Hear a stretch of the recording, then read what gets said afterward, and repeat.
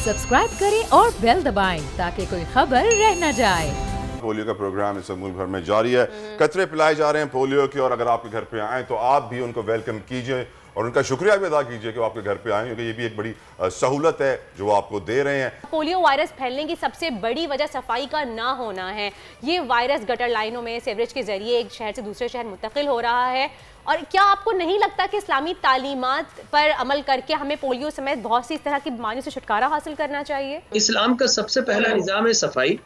आप देखिए कि पोलियो जो है वो ज़्यादातर मुताद्दी मर्ज है।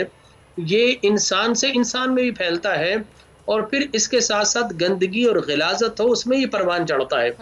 आज कल बारिशें हैं, सैलाब की सूरत हाल है, तो ये तो एक इमरजेंसी की कैफियत है, लेकिन इसके अलावा भी हमने कभी सफाई और सुथराई का एहतमाम नहीं किया। और इसके साथ साथ अल्लामा साहब कथा कलामी की माजरत, सॉरी, आपने कहा गंदगी और गलाजत से भी फैलता है। वाकई ऐसा है? अगर ऐसा है तो हम फिर क्यों नहीं अपनी इस गंदगी को साफ करते, कचरे को साफ करते, गलाजत को साफ करते और ये पोलियो मुहिम के फंड्स वहाँ भी खर्च करें?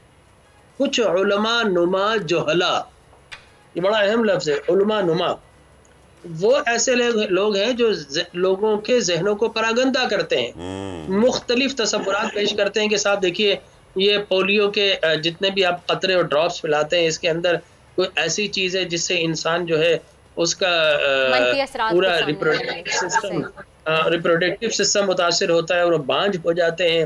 फिर ये तासुर दिया इसमें कोई हराम अज्जा शामिल है। नहीं साहब, इस्लाम ये कहता है किसी चीज़ को तहकीक के बगैर उस पर गुफ्तगू ना करो। और इस्लाम ने तो ये कहा कि कोई फासिक खबर लेकर आए तो पहले तहकीक करो, ये ना हो कि तो किसी कौम के खिलाफ हो जाओ और बाद में तुम्हें नदामत उठाना पड़े। सब्सक्राइब करें और बेल दबाएं ताकि कोई खबर रह न जाए।